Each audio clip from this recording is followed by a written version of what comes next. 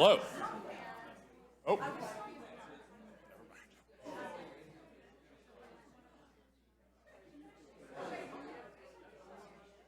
All right, hello. Hello. Hello, hello. We're gonna get started. Thank you. Yeah, thanks everyone for coming out tonight. Welcome to another in Newton for Everyone's series of educational events. Really grateful to see so many of you come out tonight, so many elected officials and other folks from the community. I'm Luke Mann O'Halloran. I'm part of the leadership team here at Newton for Everyone and your MC for this evening. In case you're not familiar with us, which probably you all are, but in case you're not, we are a pro-housing organization here at Newton for Everyone, advocating for diverse housing opportunities for people of all ages, means, and backgrounds to be able to live here in Newton. We were founded in the late summer of 2023 as Newton was involved in a debate over how we were going to comply with the MBTA Communities Act. Newton for Everyone advocated then, as we continue to advocate now, for building more housing in the right ways and places across Newton. And we recognize the sort of special opportunity that we have with our wonderful village centers. We view those as places where we can have more housing in a way that makes those village centers vibrant and supports their communities, allows people to live in Newton with a car-light, low-carbon lifestyle, and provides walkable housing for seniors and other people who want to age in their community. So we advocated for that during the initial discussion of how to comply with the MBTA Communities Act. And what Newton passed to comply with that act was the Village Center Overlay Districts, which allowed about just over 8,700 homes, slightly more than the 8,300 that was mandated by the state law, which wasn't quite as large of an opportunity as we had hoped. Even with that minimal compliance, opponents to the bill warned that it would open the floodgates to oversized buildings and rapidly transform our neighborhoods. So 2 years after the passage and implementation of the VCOD, we wanted to take stock and see what has actually happened. So tonight we're going to review the first wave of the VCOD projects that have actually been built, including smart adaptive reuse and the multi-residence transit district. We'll unpack the data to understand how the floodgates remain closed, compare Newton's experience to some of our peer communities across the Commonwealth, and what further steps we must take to ensure that the VCOD truly delivers on its promise of delivering diverse, accessible, affordable housing for everyone. We are very fortunate to have the perfect guest with us here tonight to discuss this. Amy Dain is a Newton native, resident, and public school parent. She is also a senior fellow at Boston Indicators and a leading expert on zoning policy, land use reform, and housing here in Massachusetts. Her in-depth reports, such as Exclusionary by Design and the State of Zoning for Multifamily Housing, have reached wide audiences. She's the author of Upzone Update, an excellent newsletter produced by Boston Indicators. And while her primary focus has been on urbanist issues, she also has worked on issues of public management and environmental policy.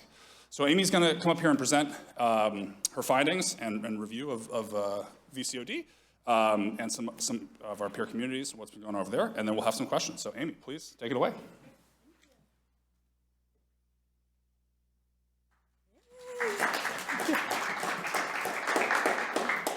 Well, thank you to Newton for Everyone for inviting me, and thank you to Josh, Luke, and Deb, and for others for organizing this, and to everybody joining us here to grapple with the challenges of housing in Greater Boston. Today, I'm going to discuss the region-wide implementation of MBTA community zoning law and the implementation in Newton specifically. I wrote a report that came out in January focused on what MBTA communities is accomplishing to help us figure out what we need to do next. Specifically, I analyzed the pipeline of projects under MBTA community zoning, projects that are in the permitting, construction, or occupancy stages. When I say pipeline throughout this presentation, I'm referring to these homes that are either built, under construction, or planned, like this property in Canton. The report looked at 4 implicit purposes of the MBTA communities zoning law. So to achieve increased production of homes, location of more homes by transit, more predictable, less costly permitting of housing, and fair housing for families with children. But in today's presentation, I'm really just going to focus on that first purpose, is the production of housing. But you can find out more on those other topics in the report itself. So the news headlines that accompanied the release of the report focused on the modest progress. But I really wanted to start here by saying that implementation of MBTA communities has been a huge accomplishment. We've just seen the most significant wave of pro-housing local zoning reform ever in Massachusetts. 10 years ago, advocates did not think that this level of reform was possible. Political possibilities change.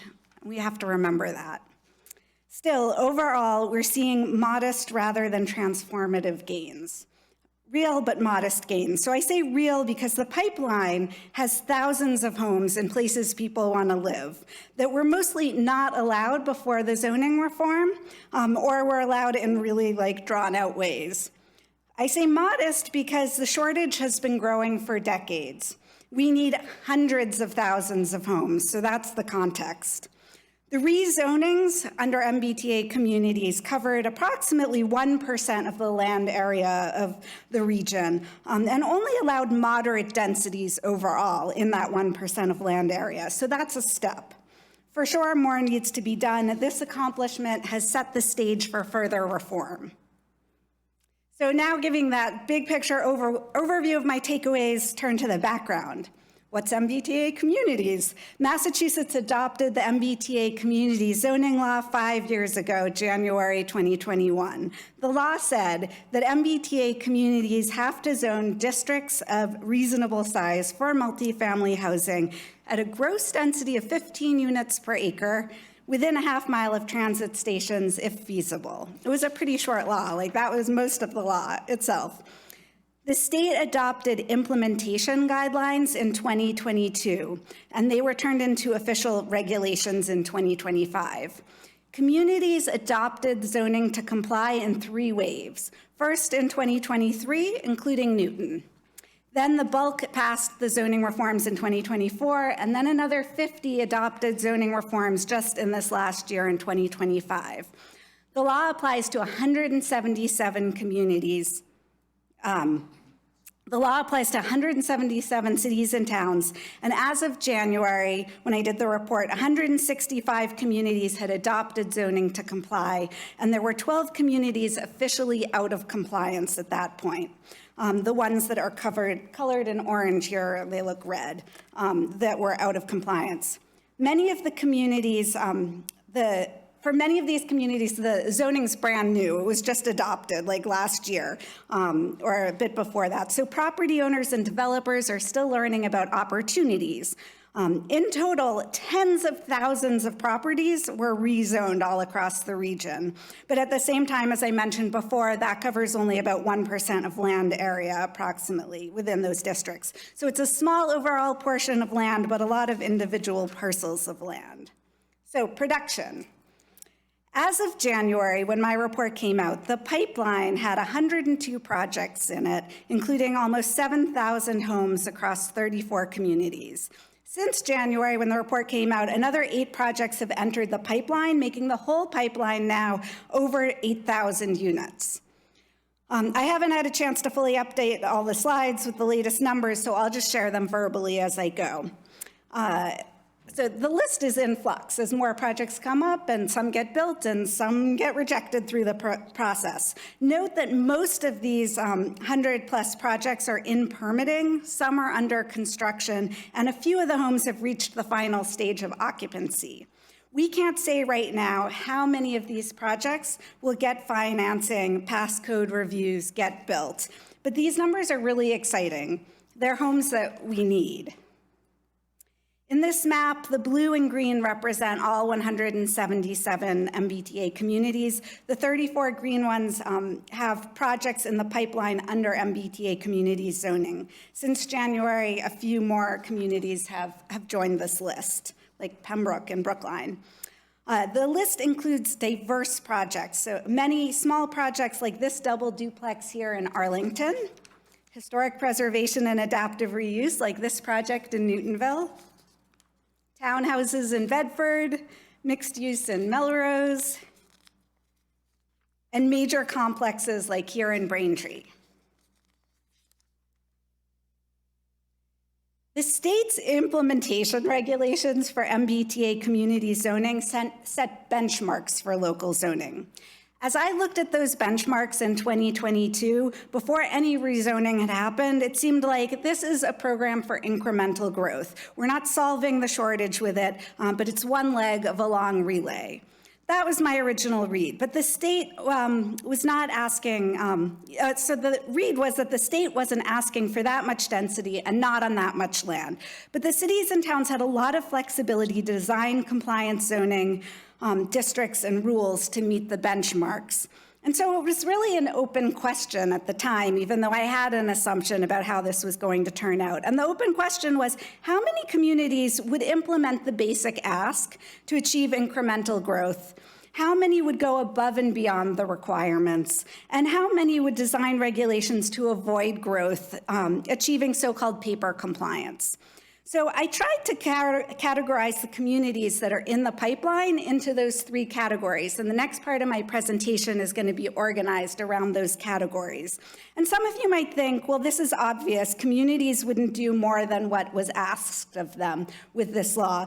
But a couple of years ago, that was definitely an open question. And you might recall the debate in Newton. It was a debate here. It was a debate in other communities. And we couldn't presume the outcome. So now, these communities have adopted the zoning. It was really interesting to see where did they fall out based on communities in the pipeline. So my focus was there and not the ones that haven't yet had projects coming forward.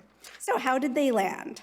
So our first category is municipalities that followed the basic ask, the incremental step. They zoned a modest amount of land at moderate densities. And I'll walk through some examples of incremental reform in Bedford and Newton, Arlington, Belmont, Braintree, and Weston. So we'll start in Bedford. The town of Bedford rezoned 55 acres at 15 units per acre in the center of town. The new district outlined in pink here covered diverse parcels, single family, multifamily, office, retail, and main streets and on side roads. The district covers less than 1% of the town's land area. Now, Bedford has 5 projects in the pipeline for a total of 75 units. The sites are all shown here. They're all relatively small-scale projects that had not been allowed before the rezoning. After Bedford's rezoning to allow multifamily housing, this commercial property in the MBTA Communities District changed hands. The new owner decided to renovate it and to keep it commercial, which is allowed, and there's nothing at all wrong with that. But the point is just that not every property gets redeveloped as multifamily after rezoning happens to allow multifamily, which is just an important factor in the MBTA community districts and why this is an incremental and moderate step, because not every property is going to get redeveloped anytime soon for multifamily. For MBTA communities, Newton rezoned a small amount of its total area that you can see here on the map. A lot of you are really familiar with this map. The new districts are green, blue, and red. Newton now has approximately 15 small-scale and medium-scale projects in the pipeline, most involving historic preservation or adaptive reuse. These projects were definitely not allowed by right before. Before the rezoning, all individual multifamily projects of any size needed city council approval for special permits or rezoning. So now they're allowed by right, these were, or are. But what we see here on the one hand is really a profound change from what we did before. On the other hand, 15 projects add up to less than 100 net new units. And I don't know if you know how many houses are in Newton total. Just think of a number. Newton has a, what? 30,000?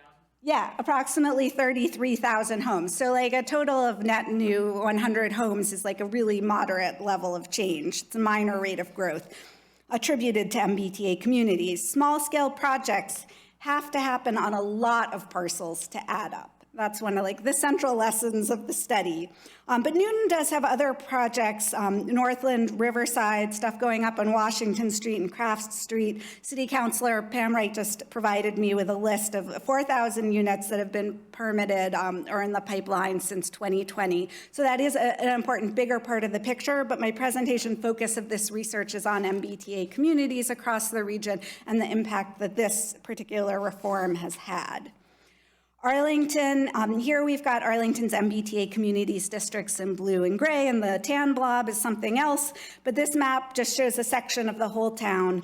A planning board member in Arlington estimated the build out of 50 to 200 homes over 10 years.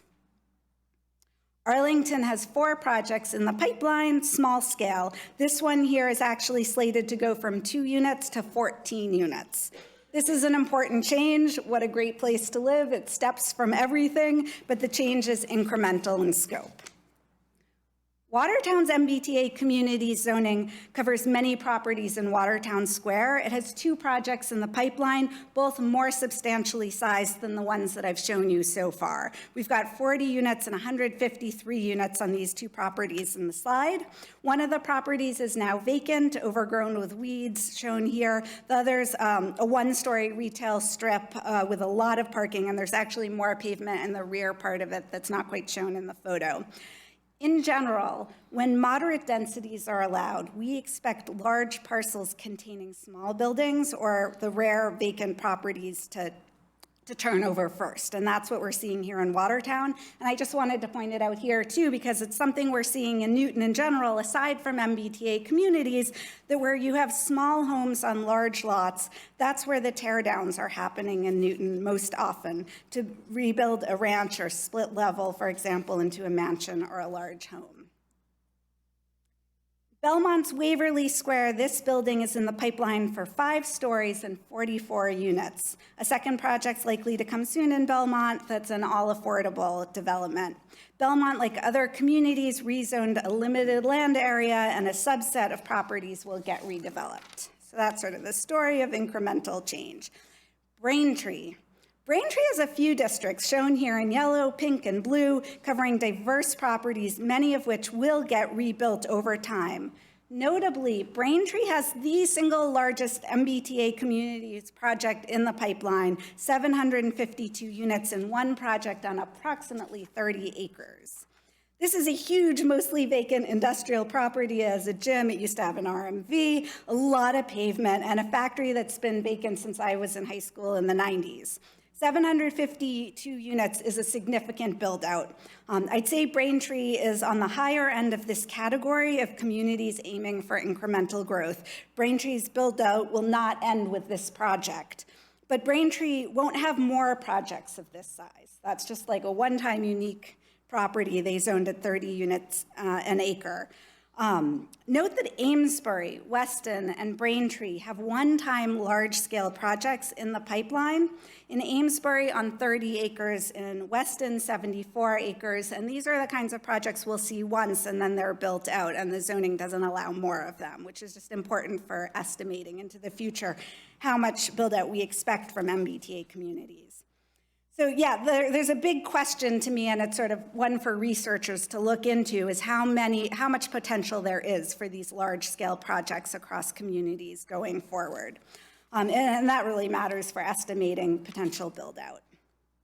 And this brings us to Weston. It's my last example in the incremental category. Weston created 4 districts to comply with MBTA communities. They're colored here, but you can't really see them because most of the districts are really small, except for the purple one here, District A, which is 74 acres. I don't know if you can see it. But the smaller districts cover properties with existing senior housing, assisted living, multifamily housing. So opportunities for added units in those smaller districts are highly limited. Like, you're not really going to see much development in them. There are a couple places where you could put a few units, literally. But the big district here, the 74 acres, that's a different story. Here's that district. It's one large 74-acre parcel, 133 Boston Post Road, and office property. Who here has been there? Anybody? Oh, okay, we've got somebody, a Waltham resident who's been there. And It's actually really close to here. It's right on Route 128, but it's kind of hidden. So like I had never been there until I went with my phone to take pictures. Weston's an interesting case. So at the intersection of the Mass Pike and Route 128, Weston is in the center of the metropolitan area, but it has rural densities, which have been tightly enforced by zoning rules. Weston rezoned this big property for 480 housing units, and the project's in the pipeline now to be built out in 3 phases. So given Weston's low townwide existing density, 480 new homes actually represents a pretty significant rate of growth for Weston. So I was wondering, does this really even belong in the incremental category? Should I say this is sort of big growth category with the rate of growth that it is? It's a lot higher than Newton's rate of growth under MBTA communities. As I said, Newton has 33,000 homes. Weston has fewer than 4,000 homes, in large part because the zoning prevented more homes. So this project alone represents more than a 10% increase in the number of homes in Weston. But the one-off nature of this project, set against the regional need for housing and Weston's historically low densities, placed Weston for me in the larger framework of incremental change, as opposed to the category of going above and beyond. But that does bring me to the next category of cases, which are communities that did go above and beyond the ask, which is really interesting. And actually, one of the first communities to adopt MBTA communities zoning was a community that went above and beyond the ask. And this is Lexington.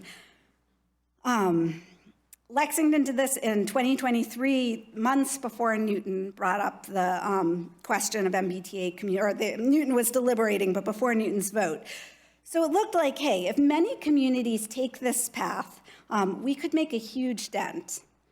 The Boston Globe had an editorial urging Lexington to zone generously to set a precedent for other communities to follow, and Lexington did it.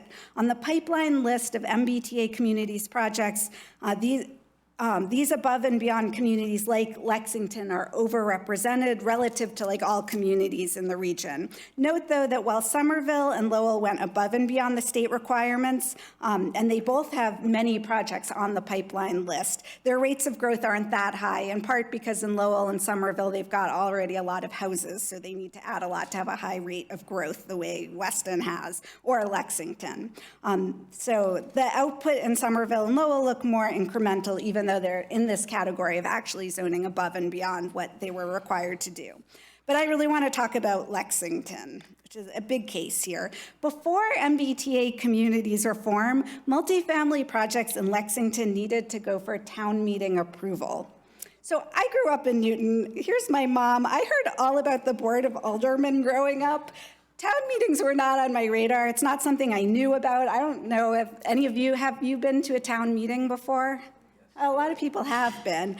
So it's like direct democracy in action. There are these huge annual gatherings with votes.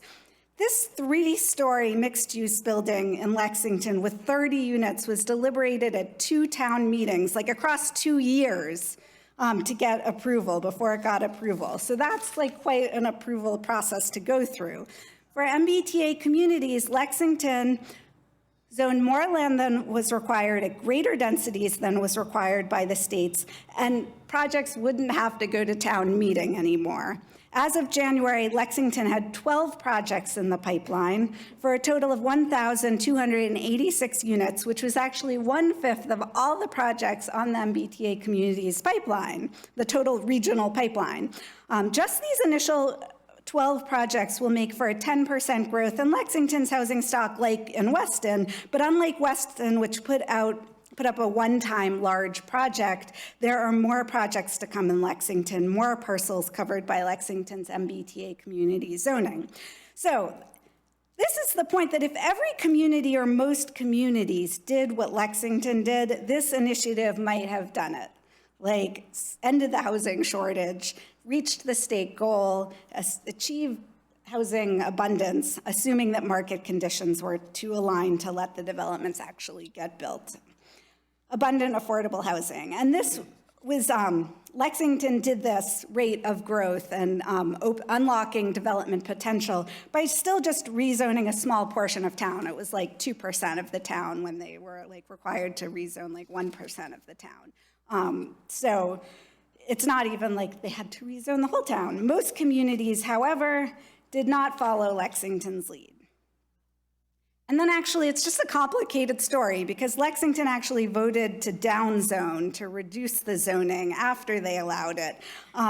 So they reduced the MBTA community's district size and the allowed densities to join the ranks with the incremental communities, but then there's a plot twist called the zoning freeze, and I'm gonna get into the details really quickly because some of you like these details and the rest, think about something else for a second. So before the downzone, right before Lexington rolled back some of its MBTA communities provisions, owners of 17 properties in the MBTA communities districts submitted subdivision plans to the town to freeze the zoning in place for 8 years. So one of those 17 projects with a zoning freeze is now moving into permitting. Like these 17 projects aren't their original set of projects in the pipeline, but it's 17 more. Now there's another 16 properties that could come forward under the original MBTA community zoning to build multifamily housing under the original rules because of the zoning freeze, as if like Lexington hadn't downzoned. So I don't actually know the sizes of those 16 additional properties or the potential build out, but it's all just to say there is potential now for more build out in Lexington. We're not sort of like done seeing projects come forward under MBTA communities in Lexington. Westford, this is another one in the above and beyond community. Who's here has been to Westford? Oh, a lot. Everybody's been to Westford. Okay, I hadn't been to Westford until I went to take a picture, and I don't even know if this is actually the property that's getting rebuilt, but that's where GPS sent me. It was a really random location. But Westford has 2 projects, 300 units and 530 units, and other properties that could come into the pipeline over time. And so this is a rate of growth that's similar to Lexington's, 10% right out of the gate. Somerville merits a shout out because it legalized triple deckers across all residential parts of the city. Somerville's is not a small district. It's not like the 1% of town. It's everywhere. And Somerville actually has the highest number of projects in the pipeline list of all the communities and more projects than Lexington. But since they're only triple deckers and they're adding 1 or 2 units to a property at a time, it doesn't add up to that many units. So their rate of growth isn't what we're seeing in Lexington. It looks like incremental change. Anyway, that's that second category. So there are a handful of communities there. Oh, that's the Westford slide that's random. And then onto the, here. Ooh. Yeah, that's my random property in Westford. Okay, this brings us to the third category, places that zoned in ways that won't yield growth. These communities will not show up in the pipeline. And actually, this is an area of a lot of uncertainty. We do not know how many communities out of the 177 aimed for no growth. And we don't know how many communities nailed that outcome with their zoning. For the no growth strategy to work in a given community, there has to be a certain match between the zoning requirements, those benchmarks that the state set, and what's actually on the ground in a community. So it was kind of like a challenging puzzle for a place that didn't want to grow at all and wanted to comply with the state. And we're still figuring out which ones kind of achieved that. And some of them were attempting it, but they might end up with some projects in the pipeline in the future. And I don't know, this is an unknown of the research. So we know that most communities look like they're in this incremental category. There's a handful above and beyond, and we're seeing them now, but we're not going to see as many in the future coming into the list. And then there's this no growth category that's sort of a counterbalance to the above and beyond communities. And there's a little quirk in my analysis, and that's that there were a handful of communities that already had zoning in place before MBTA communities was adopted that actually met the basic requirements for MBTA communities. These communities are actually overrepresented on the pipeline list because they had projects coming through their zoning and it's counted because it complies with MBTA communities. But those projects aren't due to MBTA communities. They were going to come through anyway. And I estimated that about 13% of the units on the pipeline were already allowed. But it is important to note that the existence of MBTA communities helps prevent the rollback of that zoning, which is something we often see in communities. They zone to allow multifamily housing, you get some projects, and then there's some political opposition, it gets rolled back, and MBTA communities will help keep that zoning in place. And these communities in this category where they already had the zoning fall in all of these same categories: the incremental approach like Melrose and Beverly, above and beyond is Everett, and the no growth category. Some sort of complied, but you're not going to see any development in their compliant districts. Okay. Here we are. Okay, so I discussed categories of municipal responses and explained why the pipeline tells a story overall of incremental or modest growth coming out of this state initiative. I've also been mentioning that small scale and large scale projects are coming through, and here are a few takeaways. Most of the MBTA community projects on the pipeline are small scale, say under 30 units. Most of the MBTA community housing units are in large-scale projects with more than 100 units. So the units in big projects add up more quickly than the units in small projects like in Somerville. Since January, by the way, almost all of the new projects are in this last category, actually in projects that are large, 100+ units. This distribution of project sizes actually is surprising to me. It wasn't the outcome that I expected. So why is this surprising? Across Greater Boston, most MBTA community zoning districts were drawn over commercial and industrial properties. Properties like this one on the right in Bedford. Do I have the right slide up? Yes. And also properties like Newton's Village Center, sort of like main streets, often got rezoned under MBTA communities. The zoning on them typically in those kind of areas allows mid-sized projects, but not like huge developments per se.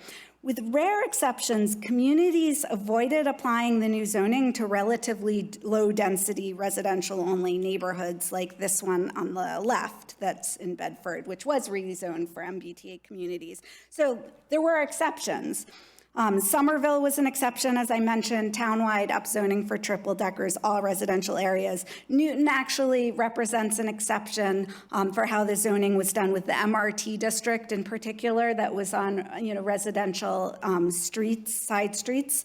Bedford was an exception here with this street that I show in the picture, and Arlington was an exception, also rezoning some side streets that are residential for multifamily housing. So what's surprising to me, because there are those exceptions, they weren't that common, but they're showing up on the pipeline, like they're dominating on the pipeline with projects. So when communities rezone these like lower density side streets, residential side streets, people stepped up to redevelop properties. There are projects coming through. Yeah, like people are jumping on these opportunities. So I was expecting to see more medium-scale projects to dominate the list because a lot of medium-sized properties were included in the rezonings in the commercial areas. The medium-sized projects aren't coming through yet at the scale of some as the small projects are. There were only 24 on my list, and that's just like 19 of the large ones, but actually now since January with other projects that have come through that are large scale, you probably have more large scale projects than medium scale projects on the list. So we see a lot of like the rezoning did happen on some of these sprawling properties like in Weston and in Braintree that I mentioned. Here's Newton's zoning map. It's a bit complicated to look at, but we can see that most of it's yellow, and the legend tells us that yellow is single-family zoning. And here's the map I showed you before, Newton's Village Center overlay districts, and there are 3 categories.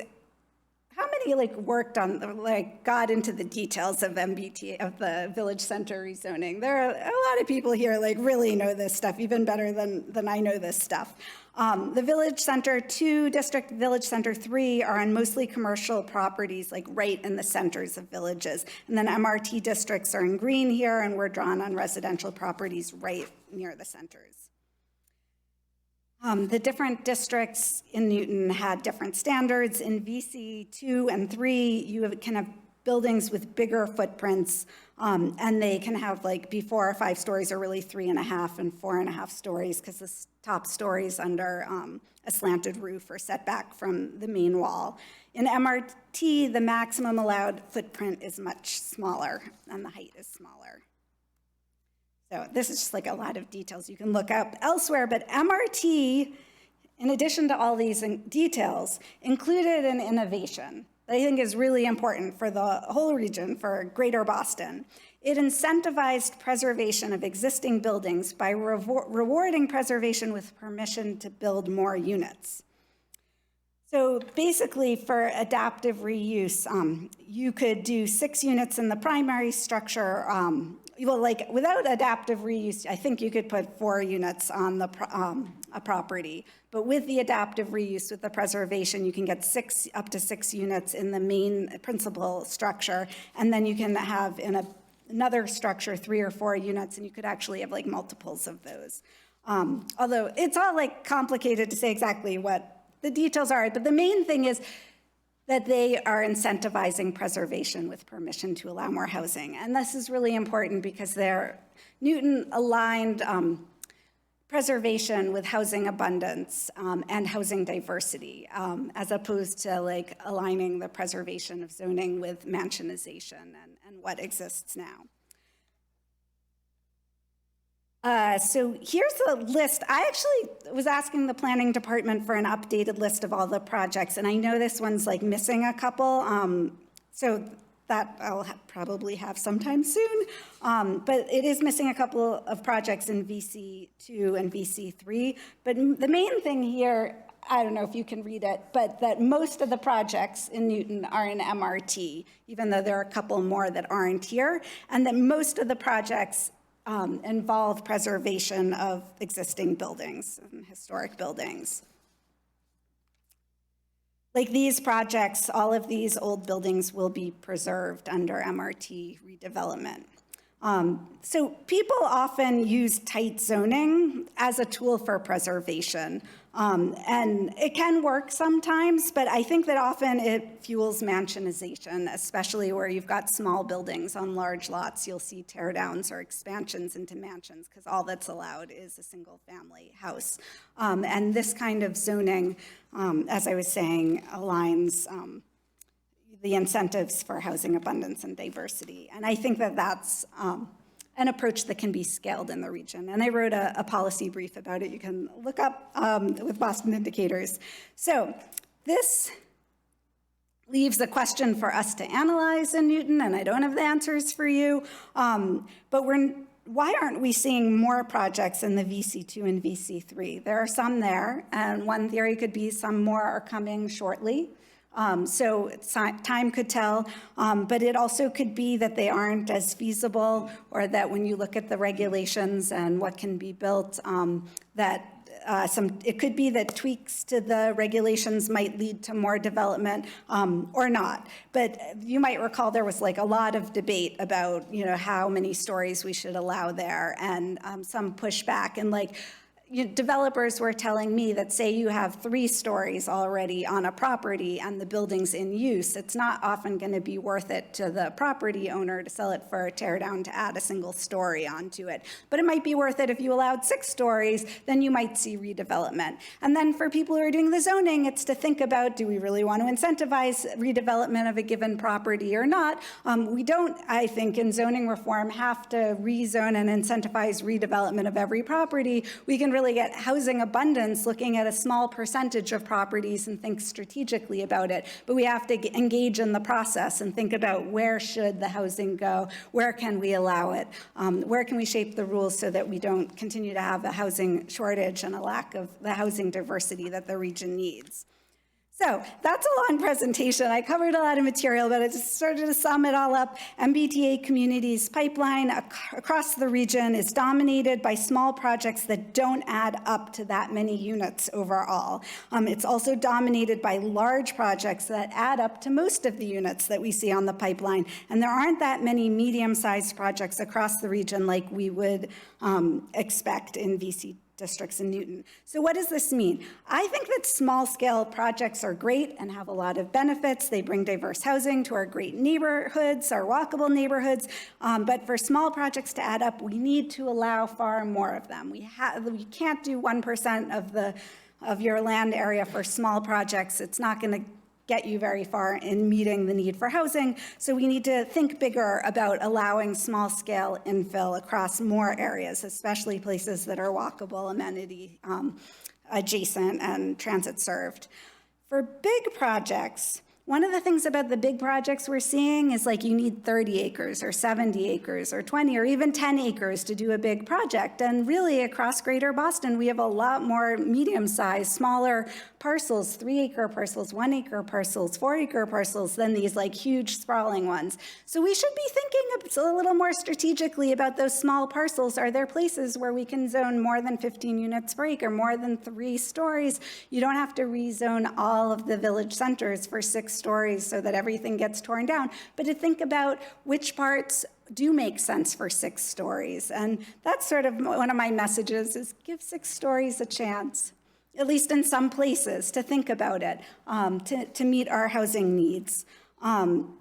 So that's, and to think on the medium-sized projects, I think that we could be getting more of them across the region and that we should just all be looking at the rules that we set for them and what's feasible to build, and to think about if they could use some more tweaks to make more development in that middle scale possible. And really, I think a housing agenda should include all these types of development. You should have small scale infill development. You should have medium scale projects. You should have some huge redevelopments of, the 70-acre industrial property.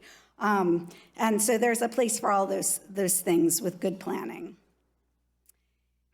MBTA communities has sparked new thinking about where the region should grow, and it's spurred civic engagement for a pro-housing agenda on an unprecedented scale. And you all feel that in your bones, like you know that.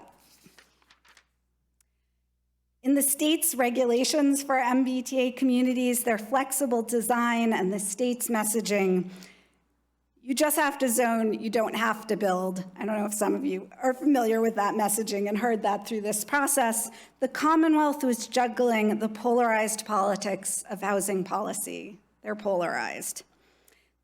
This initiative was aimed at a middle ground where something gets done, at least in some places, and MBTA communities achieved that. MBTA communities is not the kind of initiative to get iterated or repeated. We can't now crank up the requirements and go through it all again for another 5 years. And we don't have to. MBTA communities has been implemented. It was a step in the right direction. The world has a lot of problems, but honestly, I look to a place like Melrose on this picture, building by its train stations, in its walkable centers, and I know that we can get stuff done. And I look to Newton's village centers, and I find hope there.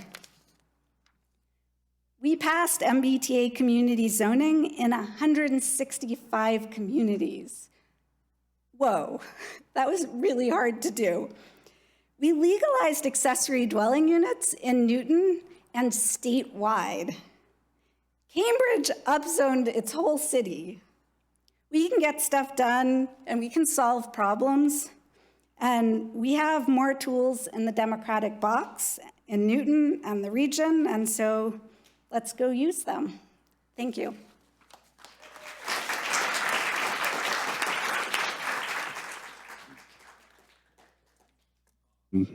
We're live. Great. Thank you so much, Amy. We're going to have questions now.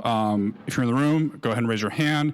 We will intersperse questions from Zoom. You can put them in the chat, and Josh will read them off to me. Please ask a question. There's some people that we didn't let in tonight because they have been giving comments instead of questions at previous NFE events, and we have banned them for life.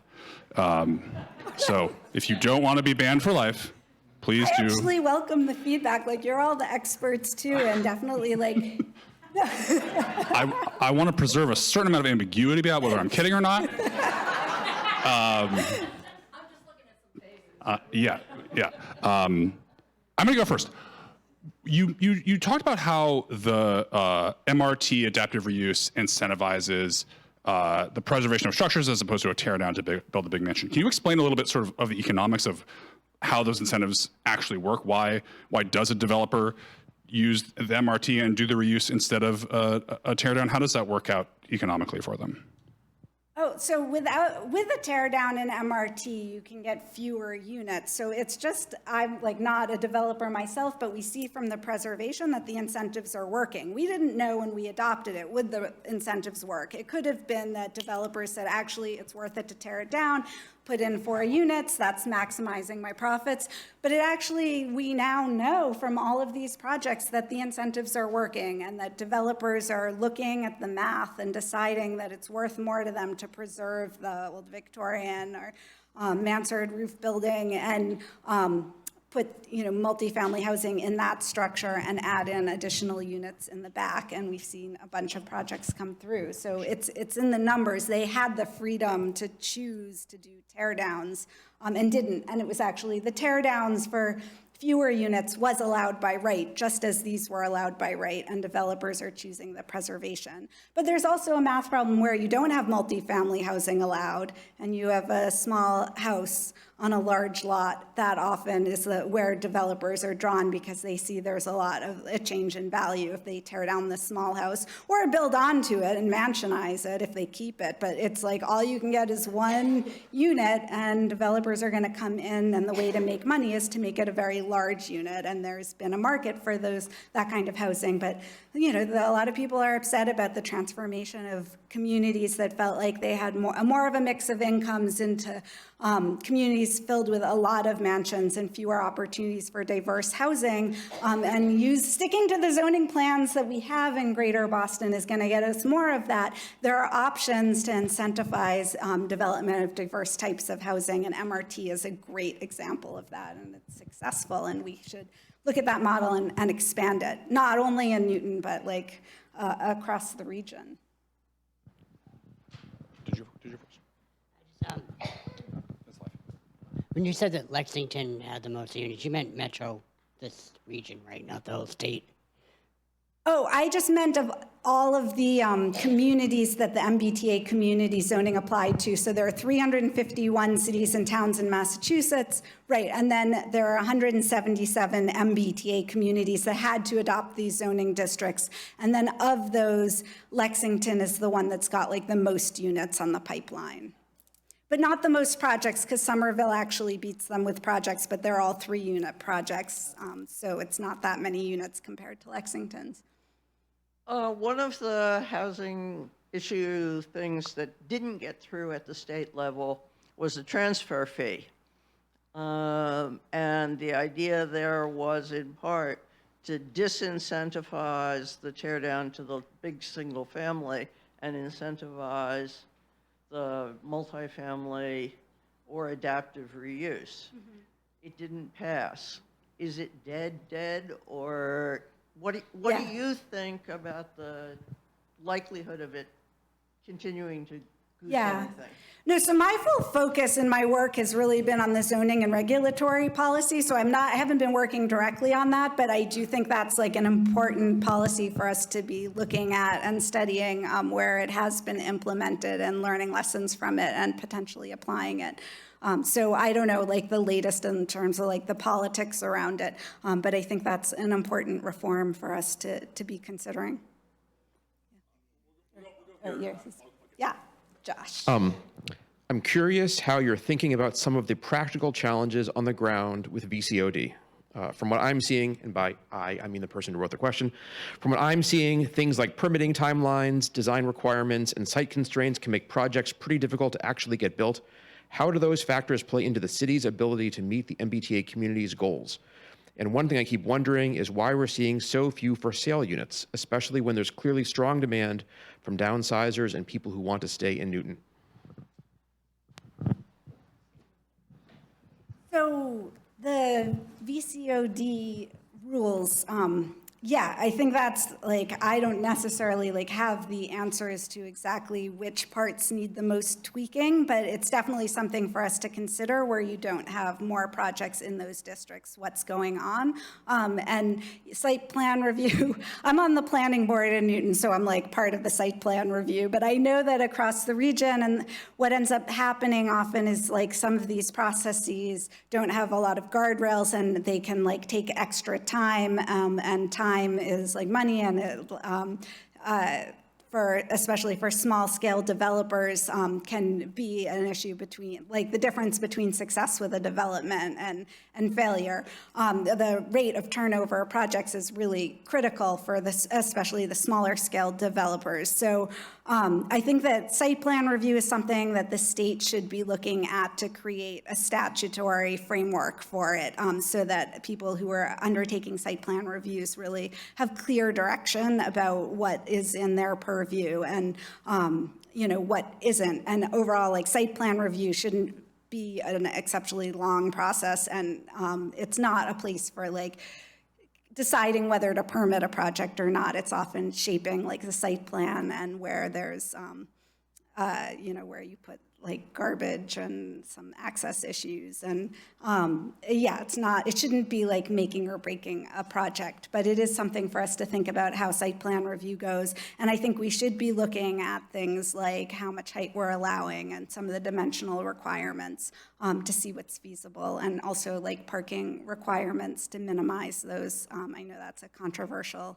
thing, but that can also make or break a project right in a village center if you have to include parking. It can, sometimes there's not the room, or if you're going to do underground parking, it's more expensive to build structured parking.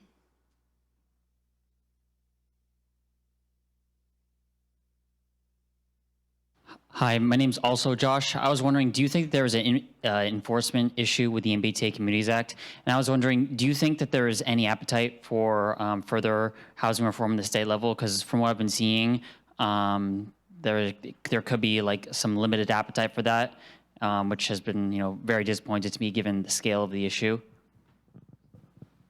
In terms of the politics at the state level, we still have a housing crisis. Housing costs too much. We don't have the housing to meet our housing needs. There's incredible housing instability, homelessness issues, and people just not living the lives they could be living if they had the housing choices and options that they need and they want. Because of that, this is the governor's, one of her top priorities is housing, and it's an issue for the public, so it's an issue for our legislature. And in terms of politics, what I've seen often, people are like, oh, that's politically impossible, and then something moves at a certain point, and then a window of opportunity opens. And I think that where there's a need, there's a possibility. And there are a lot of good options for state-level zoning reform to follow on this, just like we legalized ADUs statewide, and that was not a highly controversial reform. Now we see incredible interest statewide from people to add ADUs to their houses. I just talked to an ADU developer today who's got like more than 50 ADUs that he's like building in a year. I mean, he's like one of the bigger ADU builders, but there's interest from all over the state. And we just legalized it. We didn't say every single city and town should rezone to allow ADUs. That was our process before the state allowed it, and we took decades of rezoning. And I did a study in 2018 where I found that out of 100 cities in Greater Boston, only a third of them allowed ADUs for rental, and that was after decades of advocacy for towns to rezone for ADUs. So this was just an incredible step for the state to take and say, you know what, we can change the rules at the state level and just allow ADUs. And I think that's where the next steps should come following MBTA communities. There are 3 types of reforms that the state can undertake in the area of zoning. So one is just persuasion. It's the state using the bully pulpit and saying, we really need housing, please, cities and towns rezone, okay? And part of that's also offering technical assistance and money for planning, but it's just persuasion. And we've done that for decades, and it hasn't gotten us enough reform. The second thing is incentives, and that's typically offering money to cities and towns. If you rezone for multifamily housing or get multifamily housing, we'll give you more funding. The third thing, and that has been tried and not had strong results.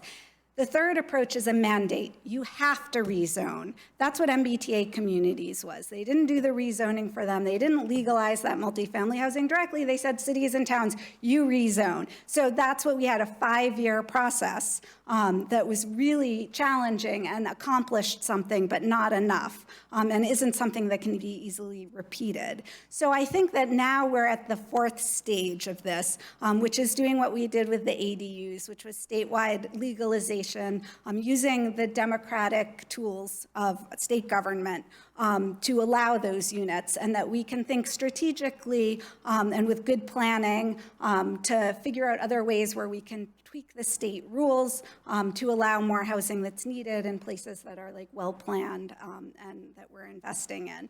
So I don't see any reason why that should be like politically impossible to do when this is one of like the greatest issues for the state, and it's not just a housing issue, but like housing intersects with environmental issues and transportation issues and social issues and loneliness. So I think that this is just a really important area where I have a lot of optimism that the state can take action and do other things. And there's like a long menu of ways that the state can reform zoning in ways to get us more housing thoughtfully. Then there was a second part to your question. I asked if you think that Communities Act was not enforced in a good way. I mean, it kind of seems like they intentionally didn't really enforce it aggressively.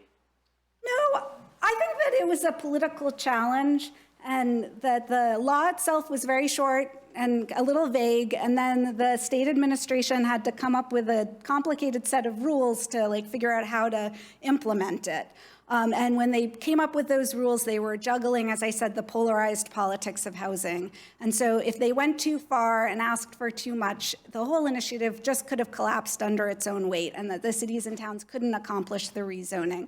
And then if they asked for too little, you don't get anything. And so they aimed for a middle ground, and my research is showing, I didn't know. I thought maybe we would see nothing on the other end of this.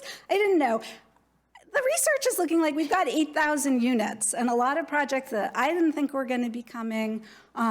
So I think that they did kind of set out to do the feasible, and they've accomplished it, which I think is interesting. In terms of enforcement, the Attorney General's office has been on it.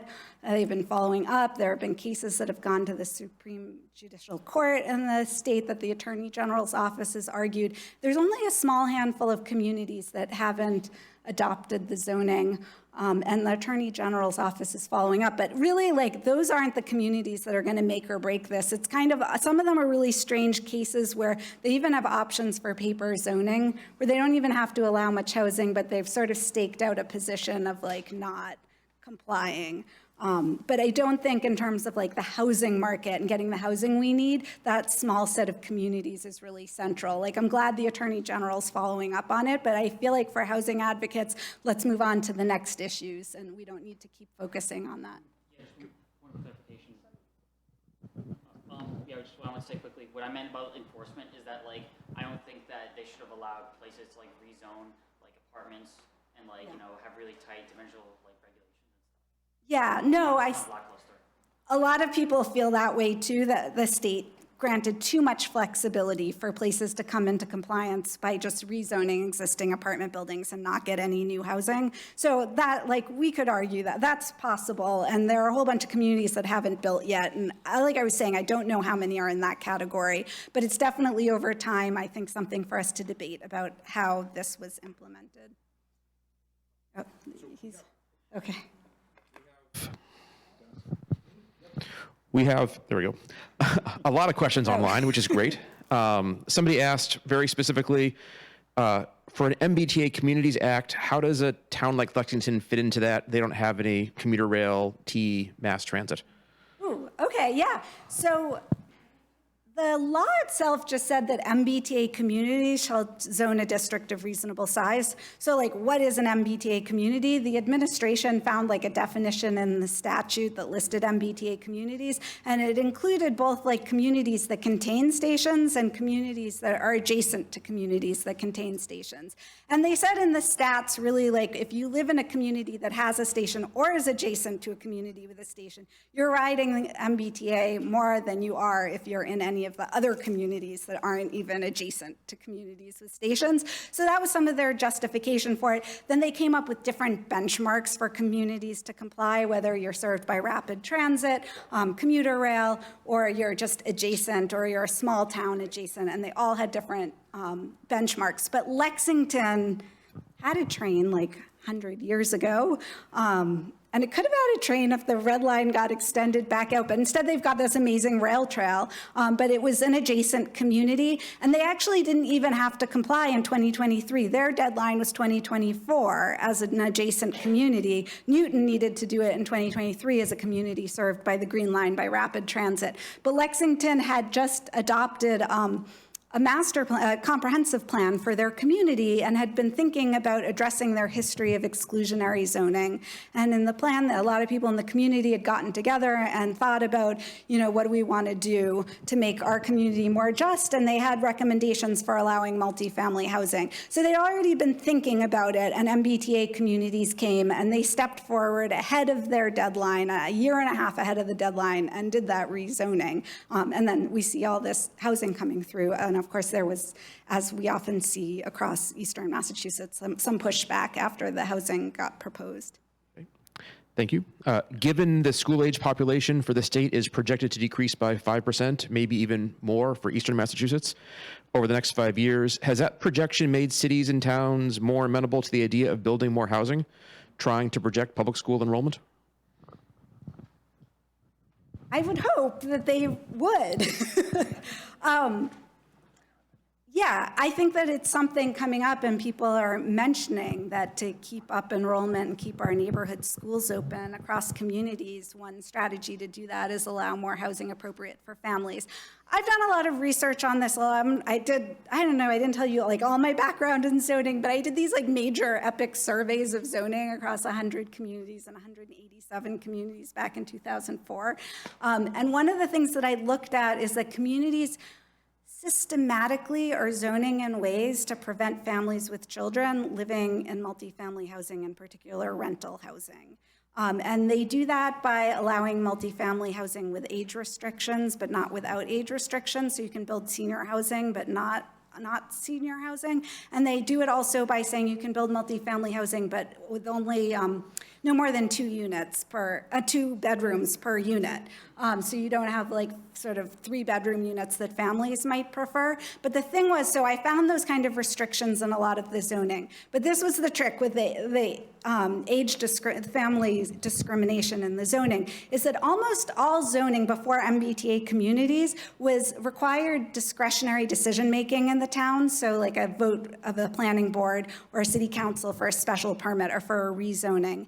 And so even if you have nothing in the zoning mentioning bedrooms and age restrictions, developers often know, I'm going to get my permit. I'm going to get my green light, my approval, if I propose age-restricted housing 55 plus, or if I only propose like 1-bedroom units in this apartment building. That's how I'm going to get a permit. So nobody has to mention discriminating against families with children for it to be embedded in the discretionary system. And that's why MBTA community zoning, and I didn't mention, it's one of the purposes I said was fair housing, is that they specifically said you have to zone as of right, no discretionary vote, for multifamily housing, but without bedroom restrictions and age restrictions.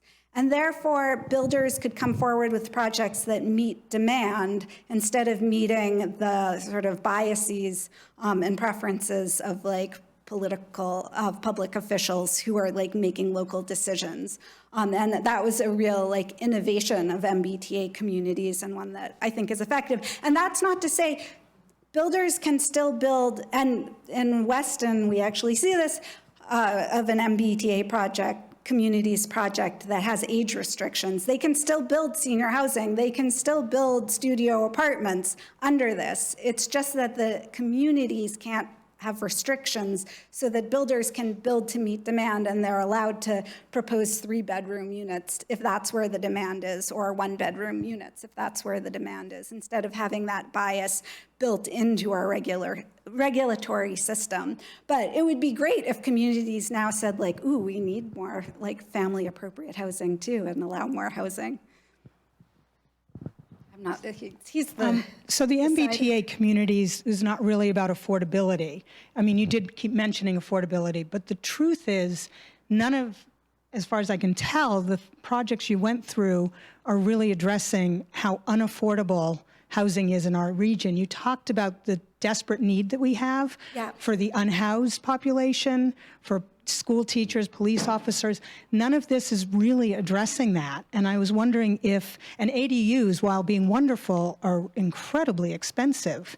So I'm just, and I'm thinking about Somerville, which is already very dense, and building more is not bringing the price of housing down. So I was just wondering if you could address, do you know if anything that's being built is at all reasonably priced? Are any of the rental ranges in a reasonable price range? And maybe we can think about how do we, I'm not worried, I will be clear, about millionaires finding housing. And I think they find it in Newton really easily. So I'm a little more worried about the people who are not millionaires who'd like to join our community. Thank you. No, thank you for your concern about the affordability, and that's definitely something that's like motivating, I think, most of us who are working on these issues, and they're really hard issues.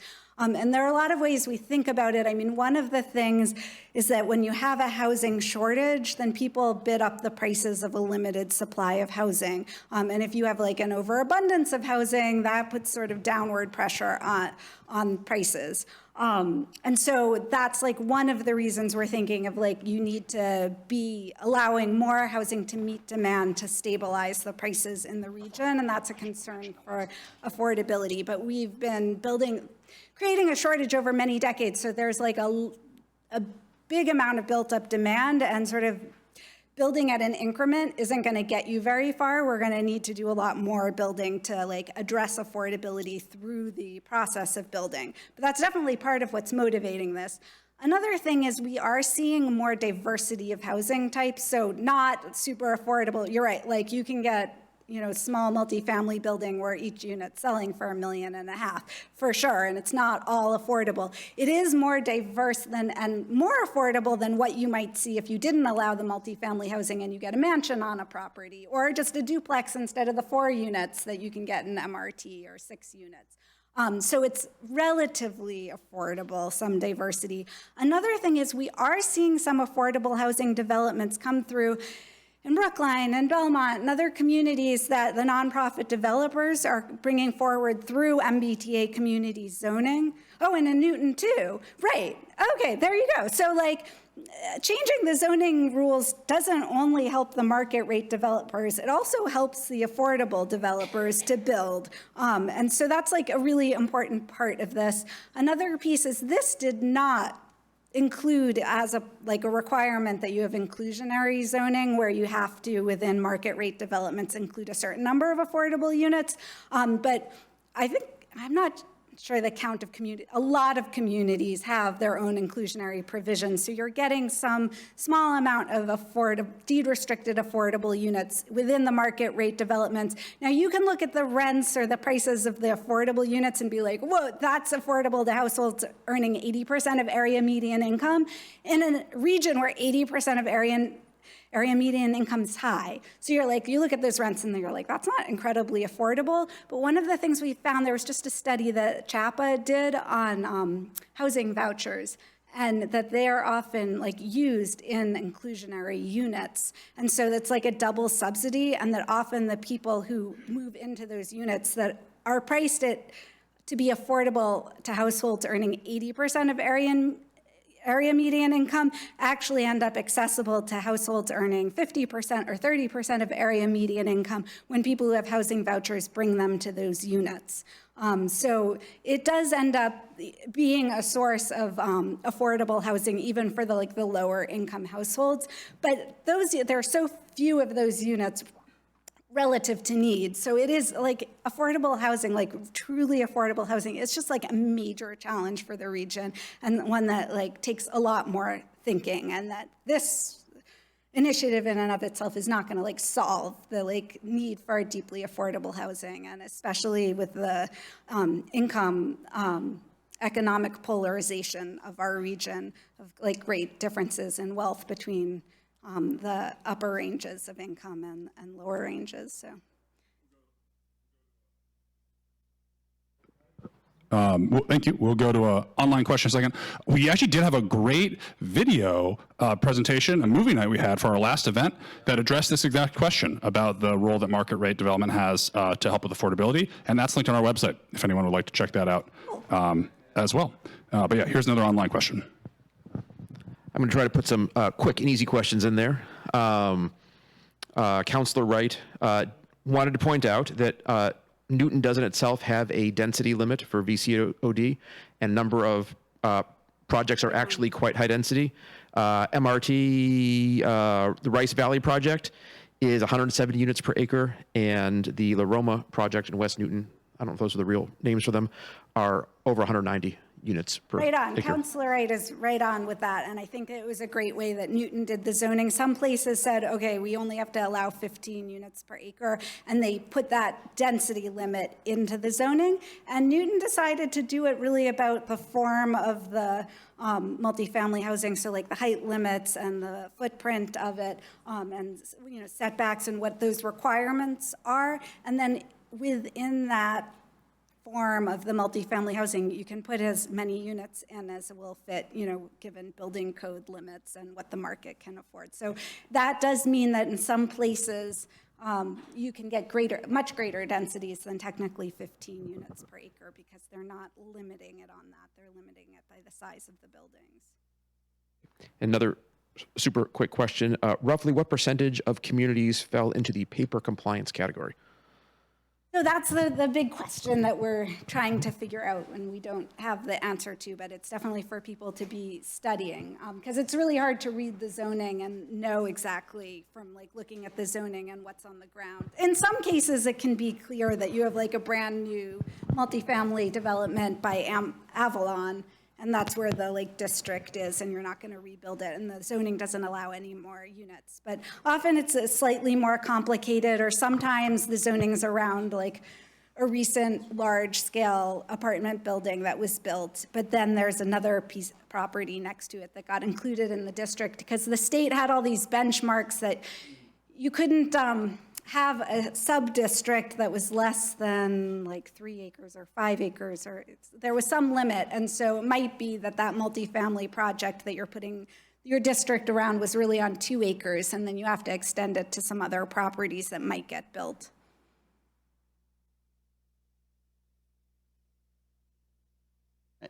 Lisa, I want to thank you for bringing up the point that you made, because, and I'm just speaking from my experience in this city that I've lived in for a few years and worked in for a few years. In terms of, and you mentioned inclusionary zoning. If inclusionary zoning does not address people whose incomes are such that they can afford to live in the city, it's very nice for some people, but it is not good for people who's in this city whose incomes are at 50% and below. And if people really care about affordable housing in the sense of people who really need it, including the workforce, it's so interesting to me that everyone talks about the small businesses and so forth. Small businesses can't pay salaries for people to live in this city and to work in their businesses. And if we're really serious, we need to have serious conversations. We either need to be sincere in what we say. Don't say that you want this to be an inclusive community, but do nothing but come to meetings like this and have people say that they want it. What are people willing to give up so that other people can live in this community? And based upon my experience over the when I first started in this business, there was a whole different mindset in terms of a community and who could live in the community. And we've gotten away from that. And so I would really ask people to think about, if you really want low-income people to live in this city, what are you willing to give up? And what are you willing to talk about? What is it that low-income people can bring to the city? Don't think of it only in terms of what we can give to those poor people. Those poor people need to have a voice in this city, which they don't have. If we really care about these issues, then we need to do something about it besides talk about it. Thank you. That's We'll have that be our helpful, yeah. one exception to the comment, Yeah. not a question for tonight. Sorry.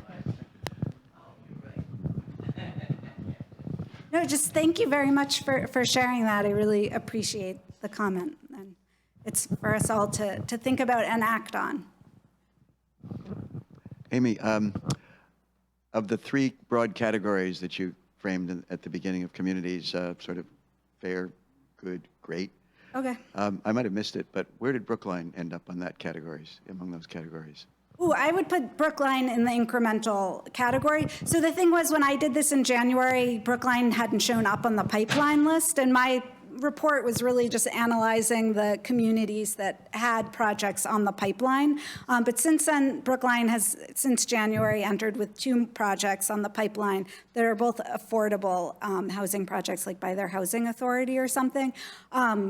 Yeah, I mean, it was a big question when Newton adopted the zoning here, and then Brookline adopted they did their zoning first, right? And there was like a picture in the paper of people hugging and like super happy, and then in Newton we like didn't accomplish the like high bar some advocates had set for ourselves, and there was like a sadness when the compromise was passed, and it was like, how come Brookline did so much better than Newton did? But it was really just because there was like more cheers at the adoption, and I don't know that like Brookline's zoning was necessarily better, but it is a question, like they rezoned Harvard Street, which is this commercial corridor, and that's a little bit the question of like what's going on. They allowed 4 stories, and again, it's like there's one project coming through that's going to be a 40B that bypasses the local zoning for 6 stories, but where 4 stories is allowed by right. But it just sort of speaks to like maybe the 4 stories wasn't enough to make it feasible, but 6 stories allowed some places. And then MBTA communities was hard because there were these rules so that the districts wouldn't just be drawn around existing multifamily housing, that there needed to be contiguous land areas in the districts. And so that made it hard because it's fair, like sometimes when we're thinking about rezoning, there are certain properties we don't want. It's hard to draw big contiguous districts, but I think that now, not under MBTA communities, we're freed up to think a little bit more about really what are the properties where we want to incentivize redevelopment. We can go with 6 stories, and properties where we think like this is working well right now with, you know, retail that's well occupied, and we don't want to mess with those buildings. You know, you don't need to go to 6 stories there and incentivize that change. But we should start like thinking about what places are in which. But yeah, I think that Brookline is now like in that category of like incremental improvement on how they did things, just like Newton. But I don't know, I can't predict, you know, in 10 years, like where the unit counts are gonna end up between Brookline and Newton. Mm-hmm. Hi, hi, Amy. Hey. I didn't want to take us too far afield from the MBTA communities, but you did a nice job sort of explaining sort of the different methods that the state has used over time, the kind of encouragement, the you know, a little bit of money and technical assistance, and now what, you know, was a quite controversial, you know, sort of mandate in the MBTA zoning requirement, but it's because of the flexibility built into it in an attempt to bring everyone along, it's taken a long time. And even now, we see, I still think it's pretty modest results. I mean, I know you were trying to pump them up a little bit, but Yeah, it's pretty it's modest. And I guess what I wanted to ask, though, is what about, it seems to me that reliance on local efforts is not a good use of everyone's time. You know, I mean, I'm not saying we can't make some changes, and I'm sure we will, and I'm glad we did the MBTA thing, but I'm thinking of other state changes, like changes to 40B. Now, I know a lot of people, they don't like this 40B process. It takes away a lot of the local discretion, but the projects get built since and you probably know the numbers. Since 1969, there's been bump. It's not perfect in this, especially for the affordability issue, and cities and towns get to count all these market rate units as if they're kind of affordable. There's whatever they call them, the state housing inventory units, but they're just market rate units. I mean, and I'm glad they got built. I guess what I'm saying is the question I'm getting to is, what do you think could be tweaked there? Like, can we raise the safe harbor? I've lost track of where Newton's at in the safe harbor, but we're either in it or going to be in it shortly.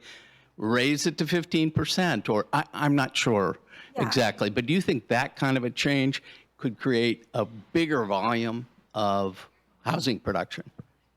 Sure, yeah. First of all, I would say to all of you, because many of you are involved in local zoning reform issues, and you're thinking about this day to day, and you're attending public hearings locally, and you're working on it, those efforts are really important, even though it's like incredibly slow. And part of it is, my focus is on state policy reform, but the state decision makers aren't going to act if people locally haven't at least experimented and taken the lead and proven that, like, you can legalize ADUs and it actually is like not a terrible thing and actually helps a lot of people out. So like it was once 30% of the communities allowed ADUs locally, then the state legalized them statewide. And I think that doing the experimentation, putting the time in, reforming zoning locally, building up a movement, learning about zoning, it's worth your time. It's worth doing it even though this town-by-town process isn't going to get us enough housing. So ultimately, we do need the state to step up and make sort of bigger scale reforms. It can be reforms like when the state, Charlie Baker, changed the voting threshold from 2/3 to 50%. And it was just a basic rule change, but there are a lot of housing projects that, it's funny, when they changed the voting threshold to 50%, you see a lot more multifamily housing getting approved with like 90%, because once it becomes clear to people that they're going to win the 50%, everybody wants to be on the winning vote, and all of a sudden you're at 90%. But if you needed 67%, you would end up, not getting there. So that was an important state change. The state has legalized 4 units per acre by right on certain state-owned properties coming up for disposition. I think the state should look at MBTA properties, like by MBTA stations, and think about, like, do those need to go through long local processes, or could the state strategically upzone some of those properties directly? I think that the MRT adaptive reuse is actually a model, that there are properties like that in walkable, transit-connected, amenity-rich neighborhoods where we could statewide say that if you preserve an existing primary structure on a property, you can get some additional units that's just legalized as of right under state rules, and then the property owner can go apply for a permit from the building department. And it's a modest reform and could be done, surgically around areas that are particularly walkable and transit served, for example.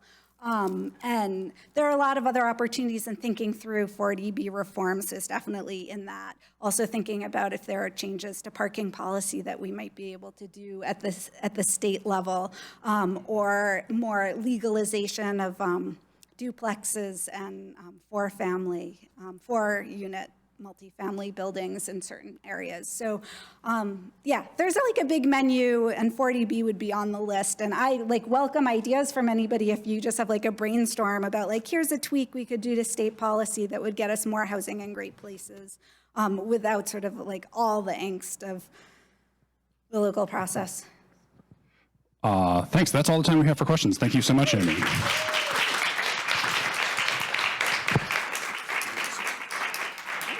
Thank you so much. Oh, yeah. Before we go, we gave you all, when you came in here, a list of policies, Newton for Everyone's sort of policy proposals to address some of the issues, expand the success we've had with MRT. And we're really excited about them. We'll be talking about them in future events. We'll send you an email copy after this event. If you're in city government, I'd love to talk to you about them because we're real excited about them. Yeah, but thanks for coming. We want to thank Amy again for speaking. Want to thank Congregation Dorsey Sedek for hosting us, Dennis for doing the AV. If you enjoyed this event, please sign up with our sign-up sheet and get on our email list. Thanks for coming.